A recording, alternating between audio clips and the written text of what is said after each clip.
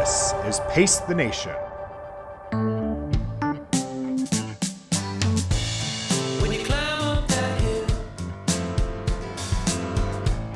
well, eventually you'll come down.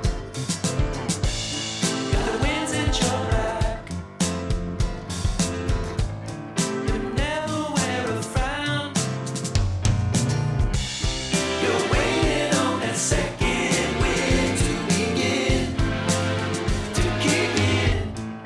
What's up, everybody? Welcome into Pace the Nation, broadcasting back here at Studio 1A in downtown Arlington, Virginia. We are back again in the heart of all things. That's Clarendon, of course. This is episode 271 of Pace the Nation. I'm your host, Chris Farley. And back again, our co-host virtually, it's Julie Culley. Julie, what's up? Yeah, that CJ interview, I was a little too close for comfort. You Yeah. made me sit right next to you. Yes. So you drove me right back out of the studio. So I don't know we're when going to my get you back. We're going to yeah. get you back in studio, I Julie. don't know We're when gonna my get- return date's going to be, We're but going to get you back in studio, but for today, we wanted to make sure that everything was technically sound. So okay. Chris and I will work on the details behind the scenes and get you back in studio next time. But we've got a big show. Really excited about today's show. Someone who is connected to both of us, the CEO of Brooks Sports, Jim Weber, is joining us today. And we're going to promote his book. It's Running with Purpose, How Brooks Outpaced Goliath Competitors to Lead the Pack. That book is available now as this podcast just is dropping here in early May. So you can get that wherever books are sold. So super excited to have, I know Amanda's your boss, but super excited to have the boss of Brooks here on the show today. You nervous?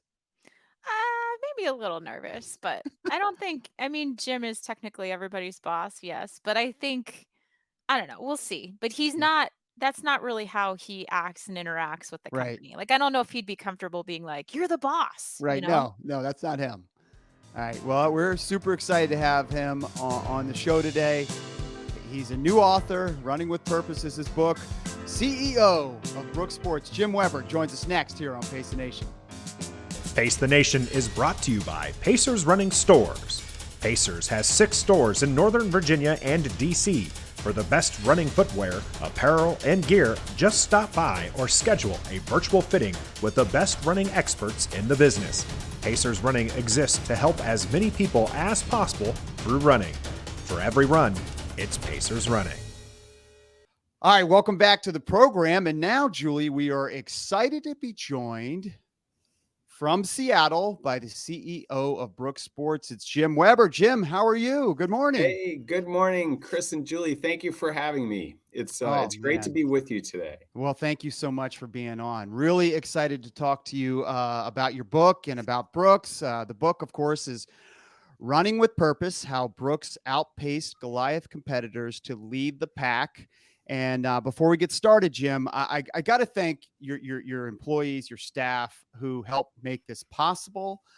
We were out in Seattle. You had a number of retailers out in Seattle, and a number of these retailers listened to the show. So hello to all those retailers out in Seattle a few weeks ago. And Rick was on the warpath. I even got Dan to try to get you on this podcast. And so big thanks to Rick and Dan and Tamara, Jess Lyons, Adam, who's with publicity, and Mike Billish, of course, who kind of planted the seed with me.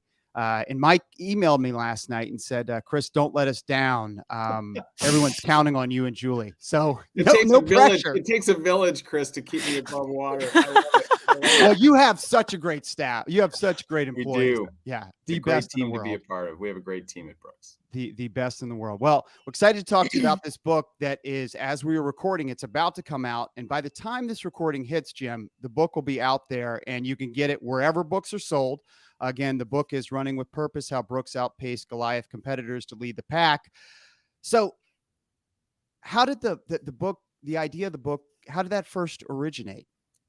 You know, it's interesting, Chris. I'm going to call it my young 60s. and I think I've been in a midlife crisis for 20 years now, but I I actually started writing a memoir for myself, and I, I have 3 older boys and 4 grandchildren. So, but I wanted to unpack my hardwiring, and I have hardwiring, and it just, I'm such a believer that people and companies as well are, you're a creature of your experiences in life. And so I was just doing some writing and kind of a memoir just to unpack why I am who I am. And I thought sometime down the road I'd share it with my boys. And that was 7 years ago. But the whole idea of telling the Brooks story is something I've also been thinking about for a while, because I just think it's a great sort of challenger brand story, turnaround story, purpose-driven brand and culture-driven brand story. And it's kind of a well-kept secret if you're not in the running world. And so those two things together, really getting the Brooks story out so that more people could appreciate it. And it is a case study at a couple different business schools.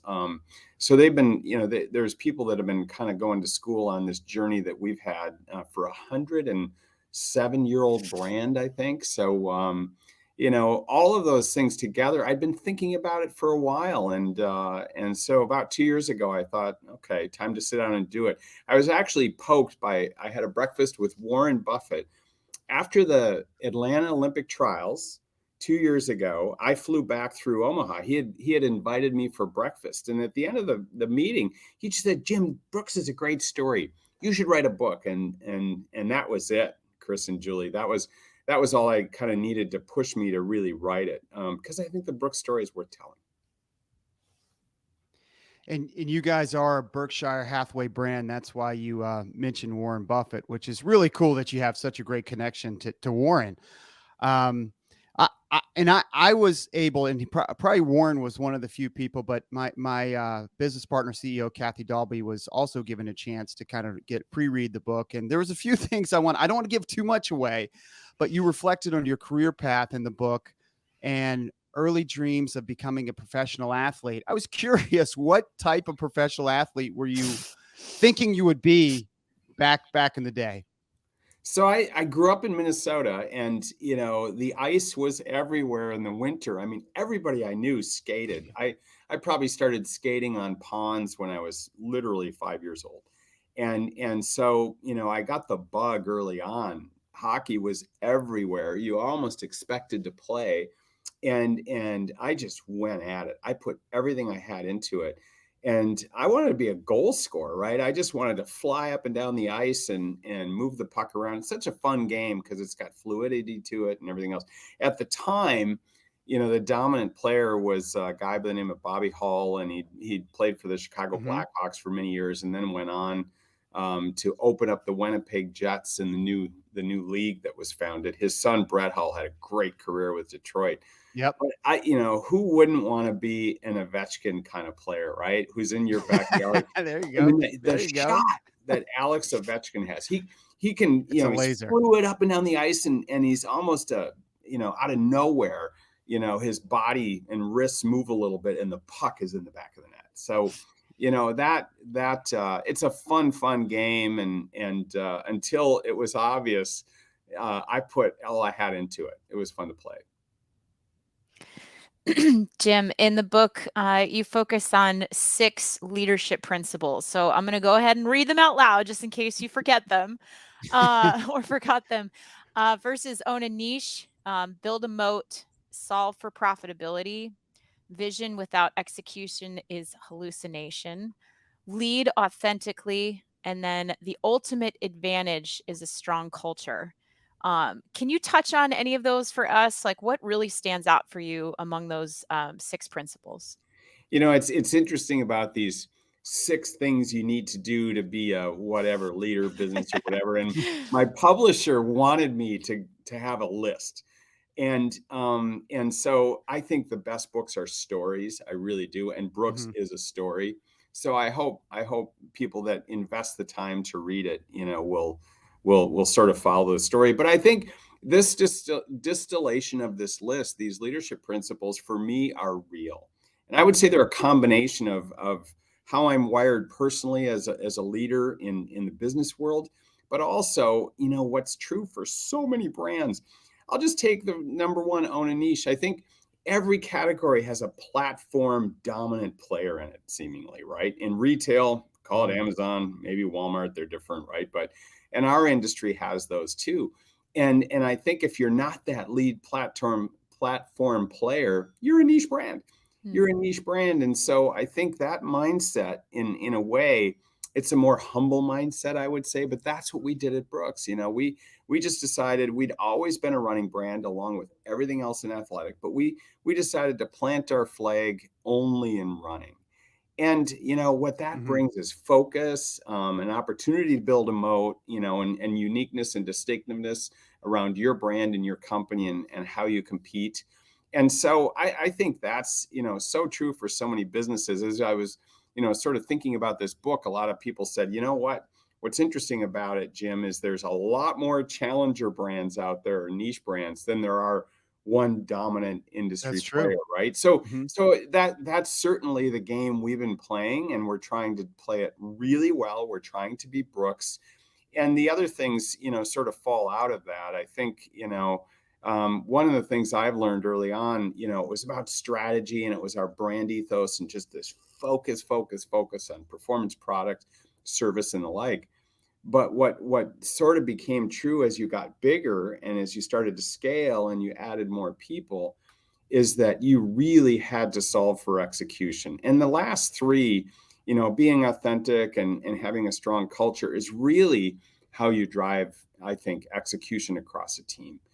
Business is a team sport. So I have my list. I think they're all sort of, you know, part of our recipe, if you will, at Brooks. But I also think for many businesses, they're sort of a successful recipe, obviously, you know, employed differently for everybody's marketplace and situation. But yeah, so I think they do reflect, you know, the playbook that we put in place at Brooks. And I love the list. And again, the book is Running with Purpose, How Brooks Outpaced Goliath Competitors to Lead the Pack. You can get it wherever books are sold. Really excited that this book just came out. And again, focusing on the leadership principles, you guys commit to small businesses like Pacers. And what are some takeaways you think for some of these leadership principles for a store like ours that is a specialty run store? Or is it just big brands that can take these principles, or can we take these principles as a small retailer? I think any business can take these. I'll just talk about one, Chris, because it's such a puzzle for so many businesses. You got to solve for profitability, and that is not easy. It's not easy at Brooks. You know, we had over half of our products were really not profitable when I joined the company. We were selling a lot of family footwear, mid-price shoes, and it was a huge part of our sales. So when you look at the whole, you know, business, you never want to let go of revenue. I mean, generating revenue is in some sense one of the hardest things, but I think you have to mine for margin in there. And, you know, I'll give you an example. You know, at Brooks, we knew we had to become profitable in our core footwear products. But my early career, one of the companies I was at was the Coleman Company. And they developed this big barbecue grill business in the backyard, right? The margins on those things are horrible, but you know where all the margins are? They're in the utensils. Sure. So if you get the floppers and the you know, if you get all that business, there's great margin in that, and that's key. So I think, you know, in specialty retail, you see that, right? I mean, I think with all the competition and the way the market works at times, sometimes, you know, shoes are more profitable than not. But the accessories business becomes key, and just creating a successful customer relationship where they value. You have to solve that, you know, because it changes, it evolves, right? You have to constantly solve it. But I think what I learned early in my career, and I cut my teeth in the sporting goods world on the equipment side, the margins were tough. And so you really had to solve, you know, for profitability, because it was sort of easy to sell a lot of stuff at low price. And that was a discipline I learned early in my career, is you had to find, I call them gold seams, where the customer, you know, would pay a fair margin so you could make money, but they still felt they were getting value. And solving that puzzle is not, it's not necessarily, sitting on the table there for everyone to figure out. But I learned, maybe the hard way after Brooks was the fourth company I ran. And I learned in the first three that, wow, you really got to solve for that. Otherwise, you just tread water, right? You work so hard to create revenue and connect with customers. And if over time the profitability isn't there, you're just not making headway in your business. So yeah, I think that's a puzzle that you have to solve. I love puzzles, but I think in every business, the challenge for the owner, for the leader, to solve that is real, because otherwise you're down the road 3 years from now and you're still struggling. And it's interesting because as you sit there, there's Run Happy behind you. You guys lead with Run Happy and not with profitability. We don't think of you guys as, but you got to be profitable to run happy, I guess. It's an outcome, right? Yeah. Profitability is an outcome. And there's so many things like that in business. I think so many people get fixated on the goal of business is profit. Well, good at you. Go for it. Right. Because if that's all you think about every day, I would love to compete with you. Because yeah, we're focused on the customer, and everything good in business comes from the customer, putting a credit card down or whatever, and engaging with your company. And so winning, the customer focus is where it ought to be. And that's what I've learned. And so we wake up every day and we're trying to figure out how to earn the trust of runners. Yep. So I think that's where it is. It is definitely an outcome, but for a business owner, for a business person, it's critical. Yeah. You have to solve for it. Yep. Jim, we're going to ask you one more question about leadership. Yeah. This is not the end for you, right? We've written the book. You've got years left. I want to know what 5, 10, 15 years from now, what do you want to look back on and think of as your legacy in leadership? It's interesting. I'm not wired into my legacy. It's one of those things. It's interesting, Julie, right? I think there's some famous people that have literally written their epitaph in their tombstone. Right. I'm not wired that way, man. I'm Yeah. living in the here and now and trying to just soak in all that life has to bring. But I think here's the truth, right? The only thing that will sustain itself 10 years from now is our culture, or not. Right. I think there's so much to be proud of in business when you've had some things that have been successful, but a product, you could be proud about a product or, the size of a business or whatever else. But I think at the end of the day, the only thing that's going to sustain our brand is people and the culture. And so, and I wasn't wired that way 15 years ago, I'll tell you. And earlier in my career, man, I thought it was all about the strategy and the, and the go-to-market and the focus and the brand and of course the business model, just connecting all those business dots. But to sustain that at scale, it's all about people. Yeah. It's all about culture. And so I think if this company is successful 10 years from now, and I'm looking back at it, that's what I'll be most proud of, is that I was part of a team that built a culture that can sustain this brand. Yeah. I'm lucky enough to be part of this family. Yep. And, I think something that really stands out for me is in my role, I do a lot of recruiting. And we've had a couple athletes come through the building in the last couple of weeks. And, it's something that's so awesome that really sticks out to these recruits when they're first touched with the brand is it's not big fancy presentations and a lot of shiny objects. It's people, and that's the thing that they remark about the most when they leave the building. And Jim, a few weeks ago, we had an incredible recruit come visit with us, and I sent a quick note to his staff in the morning and said, "Hey, if there's any way that Jim could stop by, awesome. the Beast will be know that. eating lunch at the bistro, and we have this awesome recruit coming in." And Tamara, tapped to Jim, and Jim came in and introduced himself, and that stood out so much. You're the man. So That's awesome. So the recruit, that was one thing that he said when he left at the end of the day was, I mean, what an incredible company that the CEO cares enough that would walk in and just say hi and introduce themselves. And the Beasts know you and you know the Beast. And I think that to me is part of your legacy when you talk about culture. Yeah, it's fun. I mean, that's the fun part of the business. I had my first job out of college. I was a commercial banker, and we had all this training on lending money to businesses and how not to lose money in lending money to businesses. And I'll never forget it. The gray-haired chief credit officer said, and one more thing, if the company that you're lending money to builds a building, watch out. They're going to lose focus on the customer. The business is going to go south, and they're going to be sitting in this big Taj Mahal. I never forgot it, Julie. So the company is not the building.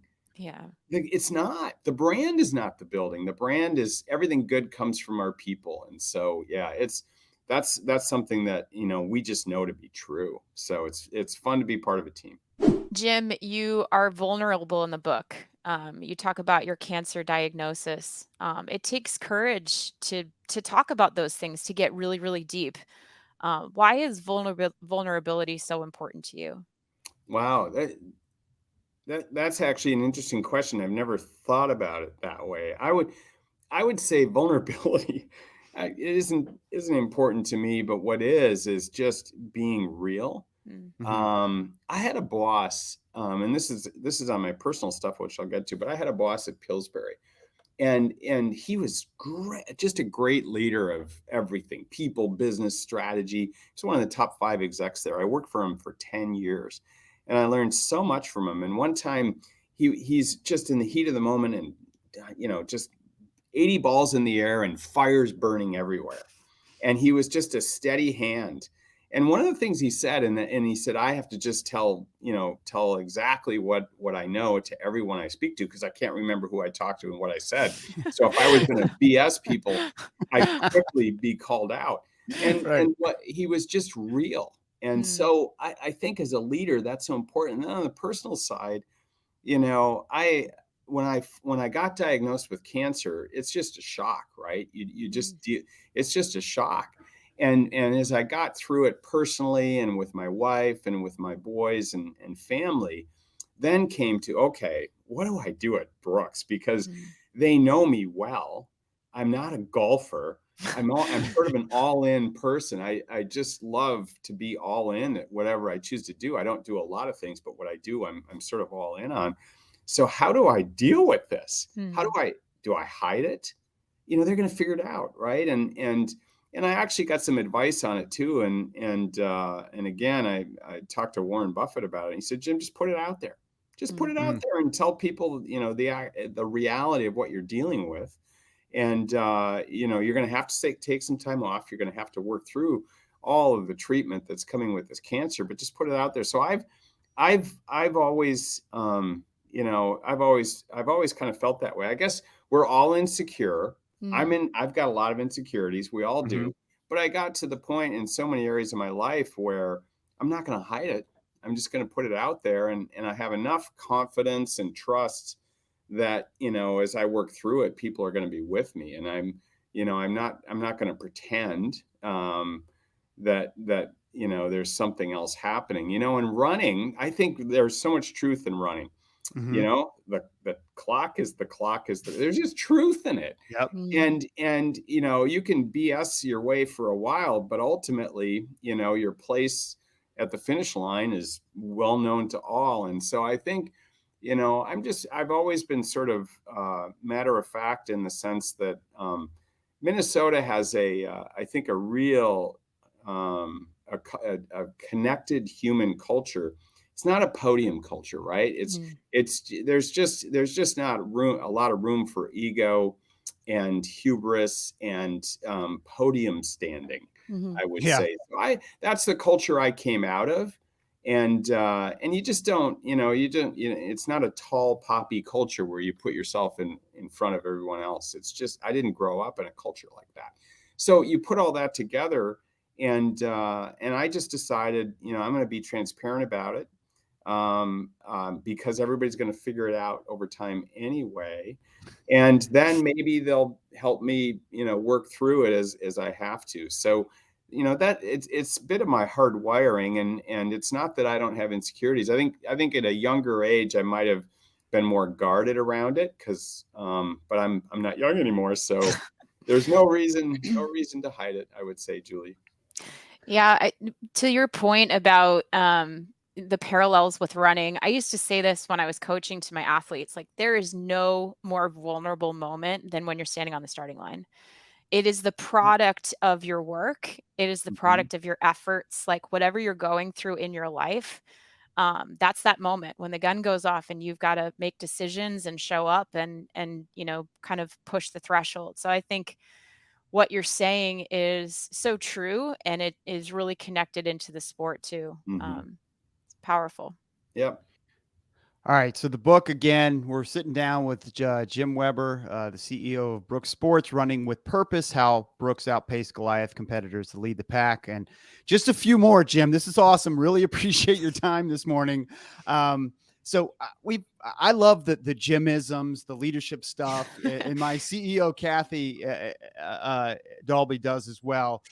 Just a quick story, and then I got a question. I think Kathy might have told you, after the Brooks 100-year-old party, you put yourself out there. You said, we're going to be $1 billion company. And at the time, that was like a big, scary goal. And we just talked about how you put yourself out there. And that, and so we took that on the plane ride home. Kathy and I wrote down some stuff on a napkin, top line goals, and we smashed them. So thank you. Your leadership and your courage to put yourself out there allowed us to do the same. So, that was awesome for us. Just wanted to share that.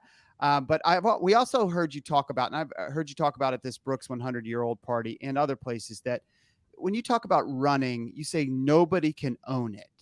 What do you mean by that? Nobody can own running.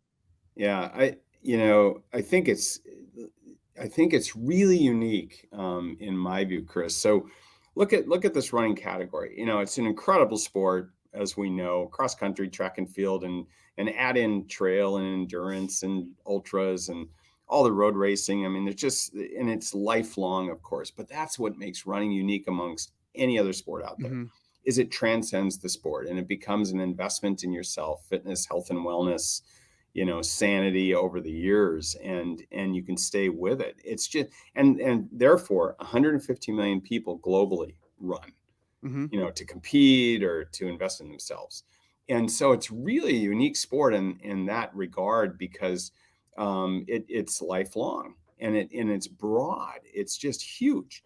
And so when you think about it, it's just this collection of all these little running communities, and they band and disband and they keep churning and evolving. And so there's a 5K event in the local town, and people just sign up and decide to do it. Some people compete in it. Same with a 10K and a marathon. Somebody talks their friend into run this marathon with me. I have to run it. I want to run it. I'm on a mission to run it. Mm-hmm. Run it with me. So you've got all these communities that are banding and disbanding, and people coming in running and then leaving and maybe coming back. And it's just so diverse. So you can't own that. And you guys have been in this business a long time too, and in the sport. How many brands in my time over the last 20 years have said, we're coming into running and we're going to take market share? Right. And it just makes me every laugh, year. I know. because I don't think you can take, runners to, it's hard to get runners to try a new shoe. Mm-hmm. And so you have to build it and earn trust at the runner level. So my point on that, though, is you can't market your way to success with runners. It's this combination of product and trusted product and fit, feel, and ride, and then of course innovation and evolution and performance, mile after mile, stride after stride, and then the industry is complex. It just is. I mean, there's lots of places that runners engage to run and then shop and get advice and buy products. So when you look at the whole ecosystem of our sport and our industry, it's huge. It's the biggest category by far in athletic footwear and apparel. It's the biggest category in all of sporting goods. And that's the wonderful starting point that we're all in this industry. But then you just, these sub, and guess what? It is not a virtual experience. It's not a digital experience. Yep. You can't digitize it. It is this human experience, and it's local.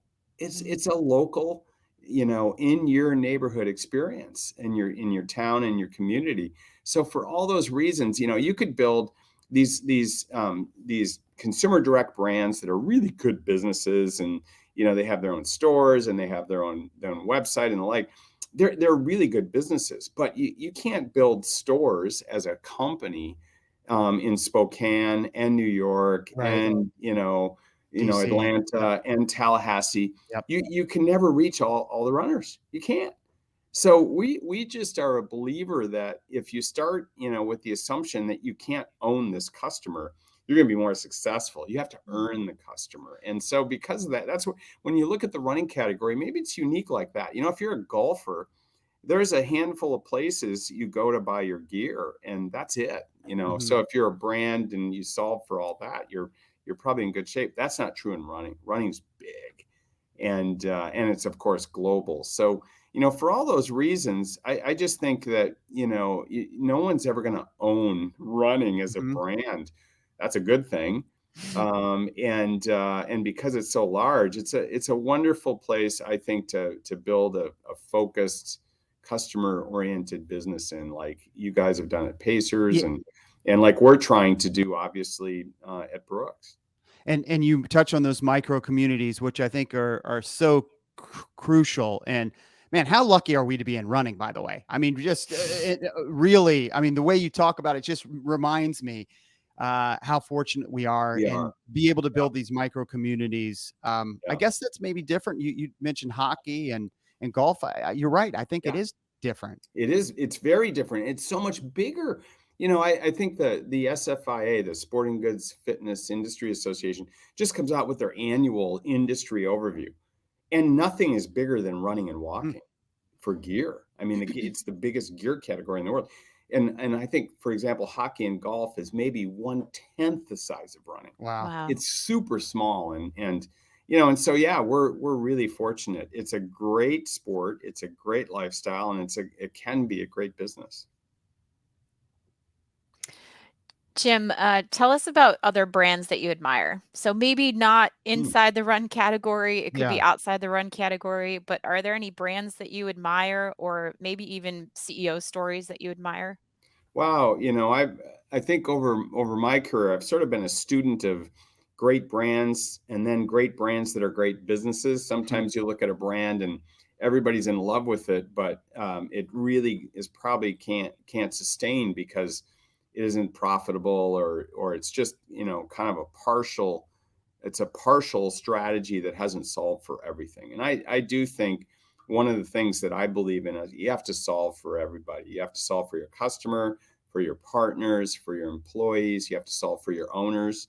I learned early in my career, you have to solve for all of them. And it's this multi-dimensional chess. You've really got to solve for all of it. So there's a lot of brands that are easy to admire, and some are great businesses and some are not. And I think the obvious ones, look at, Apple has an income statement, their margins and everything else, and their loyalty, et cetera, and their product.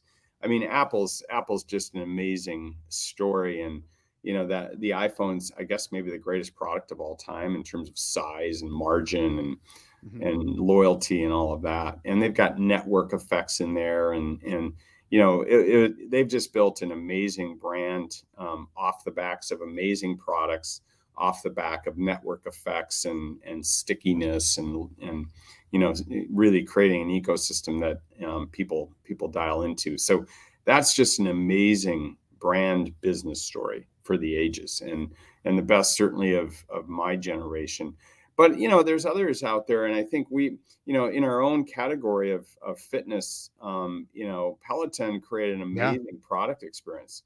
They just have. They've created an incredible product experience. They haven't solved the business model, and I saw that, and I think we've always felt in our industry we had to do both always simultaneously, and we were private equity owned when I came, so it wasn't an option.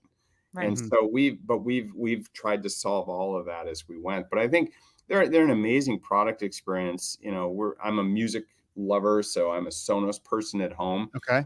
I've backed up the truck. I think I have, I have Sonos music in most every room in my house, which I listen to it every day. And so that's an amazing product experience. So yeah, there's some fantastic brands and products out there for sure. But the ones that stand the test of time have solved for everything. And certainly Apple is Hall of Fame. Well, you guys are Hall of Famers as well at Brooks Sports for sure. And we're gonna get you out of here now. I just want to know kind of, what's next. I mean, this isn't write the book and go on a retirement tour and the speaking tour, right? This is you're still working. Like, what's next for you? What's next for Brooks? It's interesting. Yeah, having people refer to me as an author makes me wince a little bit because I'm just humbled by people that are really, really, really good at what they do, and I'm humbled by great writers. And so I did my best to write down this story in a way that is hopefully readable for people. But I'm not an author. I'm doing exactly what I want to do. I love being part of a team. I love building things. And so, I think with some of the health issues I've had, I'm still moving. I'm not running much. I can do Yeah. intervals and walk, run, and I'm in the gym, which feels really good. So I'm taking in everything I can on the fitness side, but I'm doing what I want to do. And I'm really excited. We just named Dan Sheridan president. We've got a fantastic leadership team. We've got a fantastic global opportunity here with Brooks. So I don't think I have energy for another, startup turnaround, blank sheet of paper, uncle and challenge. But being part of this team and continue to build the brand is what I hope to do. And I'm going to tune it to, where I can add value in my energy level. But that's my plan for as far as I can see. That's awesome. You inspire us, man. And Julie, I knew this, but he's got three. You guys have three boys. We have three boys. I mean, our boys are like, 5, 3, and we're 8 in the months. weeds. Yeah, Yes, Jim you Tell us are. it knows gets that. easier. Tell us it gets easier, please. Oh my gosh! But you have Maybe to not. soak it in. You have to soak it in because every age is unique and they come so fast. It's such a cliche. You guys know it, but you have to just soak in every age that they're at because and appreciate what comes with that. Good luck when they're young teens. My wife, and I would so engage with the middle schoolers and how was school today? Yeah. Not a word, as opposed to We have a 5-year-old who does that already. How was school today? Fine. It's going to be you guys will have excitement and new things happening all the way through for the next 15 years. So soak it in. But there's nothing like being a parent. It's one of the most unique roles in life. No question. And you can't really describe it, but you guys are in the middle of We're it. We are. All right. Well, we thank you. I'm glad I learned something about Jim today, Julie. Commercial banking. I'm glad you didn't stay in commercial banking because that was your first job. You don't It strike doesn't me as a seem very commercial passionate. banker. Yeah, it doesn't seem like a and very that passionate job is industry. really weird because you work really, really hard to sell. But then when you get a loan, you have to get it back. So then you have to really I quickly figured out it looked like a lot more fun on the other side of the table. So anyway. Awesome. Well, the book, and get it wherever books are sold. It's Running with Purpose: How Brooks Outpaced Goliath Competitors to Lead the Pack. Jim Weber, the author. He's an author, also the CEO of Brooks Sports. Jim, man, this was fun. Thank you so much for joining us. Thank you for the time. I know you're super busy. Really means a lot to us. So I enjoyed it. Thanks for having me. All right, there he goes. Jim Weber, CEO of Brooks Sports. He joined us on Pace the Nation. We're going to take a quick break. Be right back after this. Pace the Nation is brought to you by Pacers Running Stores. Pacers has 6 stores in Northern Virginia and DC. For the best running footwear, apparel, and gear, just stop by or schedule a virtual fitting with the best running experts in the business. Pacers Running exists to help as many people as possible through running. For every run, it's Pacers Running. All right, welcome back to the program, and thanks again to CEO Jim Weber for joining us. And author. There you CEO go. of Brooks Sports, author of the new book that you can get wherever books are sold. Again, I'm going to read it out. Go get it right now. Running with Purpose: How Brooks Outpaced Goliath Competitors to Lead the Pack. And they really have outpaced Goliath competitors. Awesome to sit down with Jim. Really cool for him to take the time. Learned that he was a commercial banker, as we touched on at the end of the interview. Learned a few other things. Anything you learned, Julie? I liked I mean, hearing you his work for story him. about being a wanting to be a professional hockey player, but Yes. I think we Yeah. could guess that coming out of Minnesota No that that doubt. would be a sport of choice. Yep. But cool to learn about that with him. And he's in it. I mean, he mentioned Alex Ovechkin, and everybody knows, well Oh, he documented was how touching on your I heartstrings know when he he did was that. That was pulling very it on my tactical. was smart on his part. Very tactical. So that was I'm gonna buy 3 copies of the book now. So that was awesome. So we talked about a lot of stuff, business stuff, leadership stuff. I think he's one of the great CEOs out there right now. Truly one of the great CEOs out there. A true leader. Whenever he talks, it is really. I'm fortunate enough to go to these some of these events that they put on. You obviously are fortunate to work at the company that he's the CEO of, so you hear him often as well. But he's awesome. So whenever he's on CNBC or CNN or whatever it is, I He was tune in New in. York Times, I think, last New York week. Times and Pace the Yeah. Nation now. And How that, about I that? mean, the Yes, biggest stage of all. Yeah. media spot of all. I wonder if he Um, was nervous as we were. Probably no, not. probably not. I think he does this a little more often than we Yeah. do. Yeah. True. But I did want to say, like, I know he is ultimately the boss in the building, and Yes. but I did want to touch on his vulnerability and then just that culture piece too. Hmm. I told the story about him interacting with our athletes, but I will never forget, like, he's had several interactions with me since starting at Brooks, but I started during a pandemic, right? Right. So it was a time where everybody was working from home, and just, later last year, I guess late spring last year is when we were starting to travel again. And I was able to go to Brooks, I think maybe once, maybe twice before I headed on to maternity leave. When I took my first trip back to Brooks, I think November of this past year. Hmm. And I walked into the bistro. For anyone who knows Brooks headquarters, our cafeteria is called the Bistro. Yep. Beastro, so Beast Row. Yep. And I walked into the bistro and Jim was there and he looked up and he was like, "Julie, oh my gosh, you're back. How are the kids?" It's And crazy. I just like it was so awesome, and it was just one of those moments where you're like, this is a place where I feel really, like, thankful and grateful to work because he cares. Like, Yep. he knows my name. He knew we had 3 boys. Like, he knew I had just come off maternity leave, and it was such a vulnerable moment for me too, just getting back on an airplane, like, leaving my family behind for, like, my first trip, and I just remember that moment kinda being like, "This feels good." Like, I It's a feel great like story. I'm working for a place where people care, and there's obviously been many moments like that, but when you have that interaction with the leader of your company, it just feels different. Yeah. I mean, a lot of people in his position, no offense to other CEOs, might not even know who your name. No, I no. mean, so Or yeah, that I had come back from maternity leave, I or that know. I have 3 boys Right, and right. my Not youngest yeah, was yeah. born 4 months prior. Very, very cool. I think I knew that they had 3 boys as well. I think I knew that, but it really crystallized during the I knew interview. that from that Yeah. moment. Yeah, right. That's how we connected. I said, "Pray for me." He said, "I will." Yeah, because he's been there. But I did want to before we get out of here, I did want to touch on something about one of our kids that happened that was relevant and exciting. So I have to share it with the Pace the Nation Wait, so audience. this is a story about our children, not about you? A little bit about me, a little Okay. bit about me, All but right, let's go. but Let's our get back. oldest, our This has been oldest, too much about other people, so let's get so back to you. let's get back on schedule here. So our oldest, he's 5. James. James, yeah, 5.5. Too young to really, go for a run, which, you and everybody asks us, when is he going to start running? Is he going to run? Never. Yeah. And, we're just like, if he wants to do it, great, whatever. We were out, running an errand or something. And he's like, Daddy, let's go home and get London and let's take a run.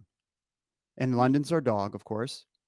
And I said, "Sure, buddy, that sounds great." He said, "Yeah, let's take a run." He was really excited about taking a run. So he's like, "Let's take a run." So we get home, and I thought he'd forget about it. We get home. He's like, "All right, put your shoes on." And he grabs London's leash and hands it to me. And I said, "All right, let's go take a run." I'm not sure where you were. I think you probably had the other 2 kids doing other errands, but so I was holding down the fort at home. you, so while I'm out gallivanting around on a Yeah. run with the kid, so we go outside, and I'm thinking, still, this isn't going to happen. He's 5.5. It's not going to happen. He said, all right, let's go. Let me have your watch. So he must see, like, these kids see everything and they Mhm. understand everything. So he knows that my watch is what I start with. So He was like, knows give me your that watch. when daddy goes for a run, it takes daddy like 20 minutes to sync his Well, the watch GPS has to got to his sync and all. Yeah, AirPods and yeah, all this stuff. He yeah. stands Right, at the door for a long period of right. time while the dog is crying to get True out. story. She's True so story. desperate. So So he notices. It's not this like split second thing. It's like this right, 20-minute buildup by the right. door. So But it's go impossible on. for him not to notice. Go Right. on. So I give him my watch and he's like, pull up the map. So we pull up the map and we start running. And he's like running and he's telling me which way to go and running around all of Arlington. And we run 1.5 miles. It was Awesome. crazy. I was so psyched. Now, there was a lot of stops along the way. Don't Okay. get me wrong. Because he needed to take a break or Well, no, he needed to check the map and see where we are. so 'Cause you he's doing like, this on your phone or are you doing this on your watch? on my watch, on the Apple Watch, where there Okay. is So he can see a map on the you can see a watch? map on maps. You pull up your Okay. maps, Okay. and we put the what he called the popsicle, which was the Oh, pin at our okay. house. And Okay. as we ran away, The you could see the popsicle. popsicle getting further and further away. So That's so cute. yeah, so he wanted to run away from the popsicle and then run back to the popsicle. So it was a moment. It was a great moment. That's awesome. Um, I really appreciate the fact that you're taking my son out, empowering him with technology. So I he's know, not actually enjoying the run itself right? or like taking part in the beauty of the run. Yeah, He's staring down at a watch to with a map it map, all out. So next run we got to go technology-less and we got to see if technology he'll free. actually go That's true. if he'll go for an actual run. If we'll see how if he's as excited. You're right. That's a good Okay. point. But hey, it's a great way to get him going, Got him going. I was really excited. So, anyways, I'm sure awesome. London loved all the Oh, the stop and stopping and yeah. stop starting. She was looking forward to my next 8-mile run for sure. All right, great stuff, Julie. Thanks, Chris, behind the scenes for making this one possible. Again, the crew at Brooks, Rick and Mike and Dan and Tamara and Jess and Adam, who put us over the finish line with Jim Weber. Jim Weber, the CEO of Brooks, he joined us today. His book is Running with Purpose: How Brooks Outpaced Goliath Competitors to Lead the Pack. So go out and get that book wherever books are sold. Thanks again. Thanks a lot, Jim. Great show. All right, Julie, great stuff. I think you did well enough to keep your job. Well done. Wow, thanks, Chris. Appreciate your vote of confidence. I didn't All know right. my job was on the line. No, it was. Here we are. All right, that's Julie Culley. I'm Chris Farley. This is Pace the Nation. We'll see you next time. When you climb up that hill.